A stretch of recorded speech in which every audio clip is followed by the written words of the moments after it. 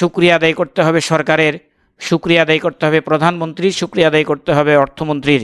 যদি শুকরিয়া আদায় তারা না করে, অস্বীকার করে, তাদেরকে কঠিন আযাব দেওয়া দরকার বা আযাবে গ্রেপ্তার করা দরকার, এরকম কথা তিনি বলেছেন। কিছুদিন আগে লক্ষ্য করলাম আমাদের একজন সরকার দলীয় জাতীয় সংসদের সম্মানিত সদস্য, কক্সবাজারের কুতুবদিয়া এবং মহেশখালী আসনের আলমগীর মোহাম্মদ মাহফুজুল্লাহ ফরিদ, তিনি পরবর্তীতে জানতে পারলাম তিনি একজন মাওলানা। তিনি এই আয়াতে কারিমা, এই সূরা ইব্রাহিমের 7 নম্বর আয়াতে কারিমা জাতীয় সংসদে বলেছেন এবং ইচ্ছায় হোক অনিচ্ছায় হোক তিনি এটার অপব্যাখ্যা করেছেন। হয়তোবা তিনি ভুল করেছেন, অথবা আল্লাহু আ'লাম, আল্লাহ সুবহানাহু ওয়া তাআলা জানেন তিনি স্বেচ্ছায় বলেছেন কিনা। আর যদি ভুল হয়ে থাকে তাহলে তো কোনো কথা নেই, স্বেচ্ছায় যদি বলে থাকে তাকে তাওবা করতে হবে, রব্বুল আলামিন তাহলে তাকে মাফ করে দিতে পারে। আল্লাহ সুবহানাহু ওয়া তাআলা যদি মাফ করে দেয় আমার তো আর কিছু করার নেই। তবে কোরআনে কারীমের একজন খাদেম হিসেবে আমার এতটুকু বলার থাকবে যে তিনি যেটা বলেছেন যে আয়াতে কারিমাটিও সঠিকভাবে তিনি তেলাওয়াত করতে পারছিলেন না। তিনি বলেছেন যে শুকরিয়া আদায় করতে হবে সরকারের, শুকরিয়া আদায় করতে হবে প্রধানমন্ত্রীর, শুকরিয়া আদায় করতে হবে অর্থমন্ত্রীর। যদি শুকরিয়া আদায় তারা না করে, অস্বীকার করে, তাদেরকে কঠিন আযাব দেওয়া দরকার বা আযাবে গ্রেপ্তার করা দরকার, এরকম কথা তিনি বলেছেন।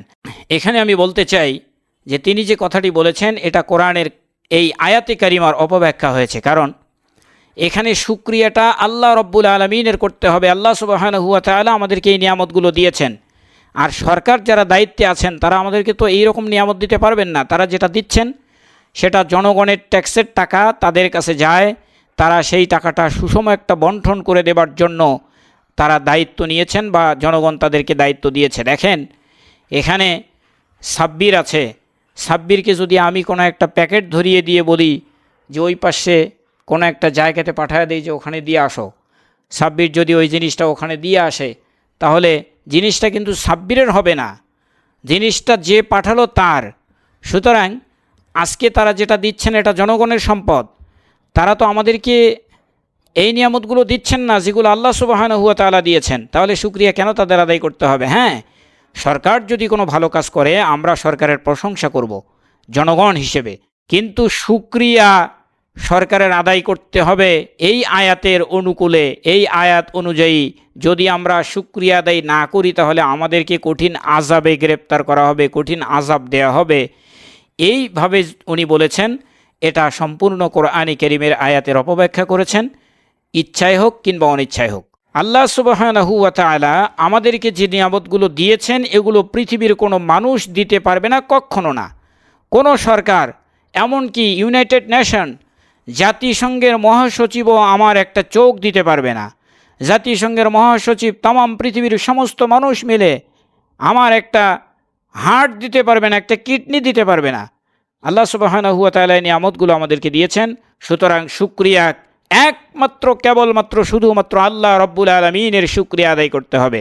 আল্লাহ পাক সেটাই বলেছেন, লা ইন শাকারতুম লা আযীদান্নাকুম ওয়া লা ইন কাফারতুম ইন্না আযাবি লাশাদীদ। নিয়ামত পাওয়ার পরে শুকরিয়া আদায় করলে নিয়ামত আরও বাড়িয়ে দেব।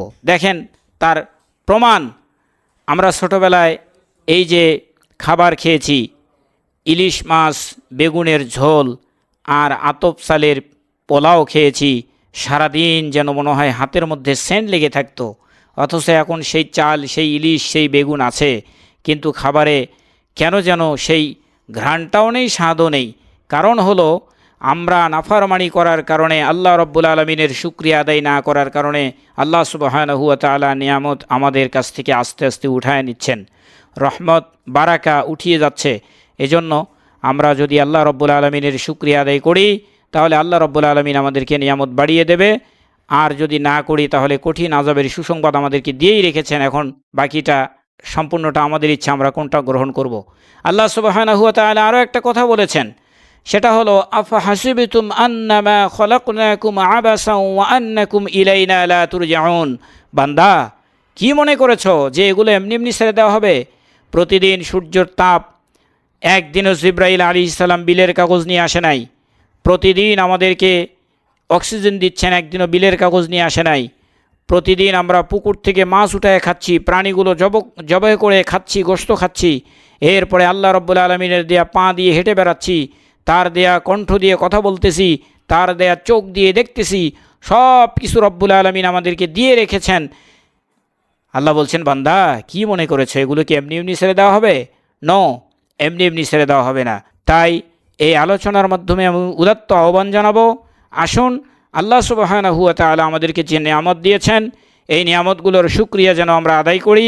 আদায় যদি করতে পারি রব্বুল আলামিন আমাদেরকে আরও শুকরিয়া নিয়ামত বাড়িয়ে দেবেন। আর কোরআনে কারীম থেকে যারা কথা বলতে যাবেন সে যেই হোক, অত্যন্ত সতর্কতার সাথে কোরআনে কারীম থেকে কথা বলতে হবে।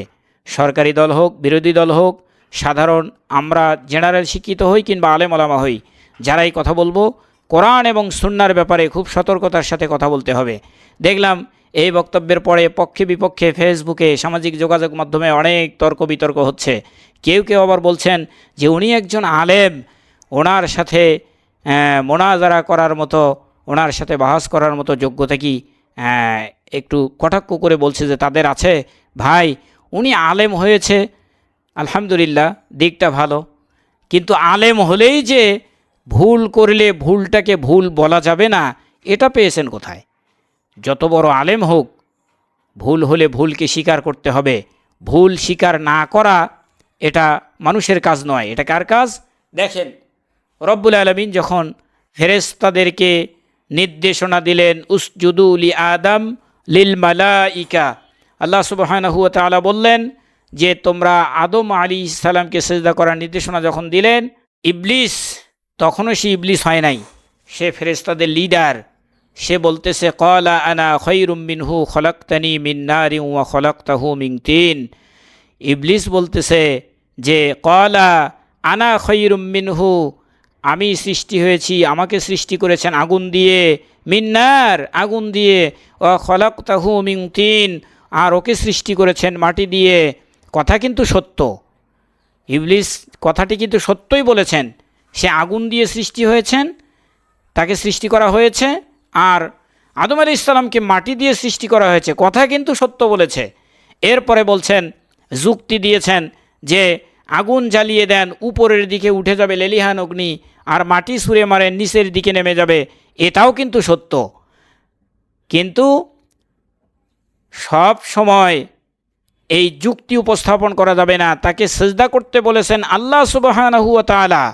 সে আল্লাহর সামনে, আল্লাহ রাব্বুল আলামিন তো জানি কাকে কি দিয়ে তিনি সৃষ্টি করেছেন, তার সামনে এটা বলার কোনো প্রয়োজনই ছিল না। আল্লাহ রাব্বুল আলামিন সিজদা করতে বলেছেন, তার উচিত ছিল this is my order, so follow. একেবারে বলার সাথে সাথে সামি'না ওয়া আতা'না, শুনলাম আর মেনে নিলাম, এটা যদি করতো তার মঙ্গল ছিল। সে যখনই যুক্তি উপস্থাপন করতে গিয়েছে রব্বুল আলামিন তাকে ওখান থেকে বের করে অভিশপ্ত করে ইবলিস বানিয়ে দিয়েছে। এজন্য আমরা যেই হই, আমি হাসান হই, আর আমার শিক্ষক মণ্ডলী হোক, আর যেই হোক, যত বড় শিক্ষিত ব্যক্তি হোক, যখন আল্লাহ রব্বুল আলামিনের কোরআন এবং রাসূল সাল্লাল্লাহু আলাইহি ওয়াসাল্লামের হাদিস, এই দুইটা ক্ষেত্রে কথা বলতে গিয়ে খুব সাবধান হতে হবে। যখনই বুঝতে পারবো যে এটা ভুল হয়েছে, তখন কোনো রকমের তর্কে বিতর্কে না গিয়ে সেই ভুলটাকে ভুল হিসেবে স্বীকার করে সেখান থেকে ফিরে এসে মহান রব্বুল আলামিনের কাছে তাওবা করার নামই হচ্ছে বুদ্ধিমান জ্ঞানী লোকের কাজ। ব্যক্তিগতভাবে আমি এর আগে অনেকবার বলেছি, কারোর সাথে আমার কোনো ব্যক্তিগত শত্রুতা নেই। আমি যা বলি চেষ্টা করি আল্লাহ রব্বুল আলামিনের সন্তুষ্টির জন্যই বলি, আল্লাহ রব্বুল আলামিনের কোরআনে কারীমের সাথে থাকার জন্য চেষ্টা করি। আমি দোয়া চাই আল্লাহ রব্বুল আলামিনের এই কোরআনে কারীমের সাথে যেন মৃত্যু পর্যন্ত আমি থাকতে পারি। এবং আমিও দোয়া করছি বাংলাদেশ, এই 56,000 বর্গমাইলের এই স্বাধীন সার্বভৌম বাংলাদেশ, সরকারি দল বিরোধী দল সকলের ঐক্যবদ্ধ প্রচেষ্টায় এই বাংলাদেশের স্বাধীনতা সার্বভৌম যেন কিয়ামত পর্যন্ত এটা টিকে থাকে, প্রতিষ্ঠিত থাকে।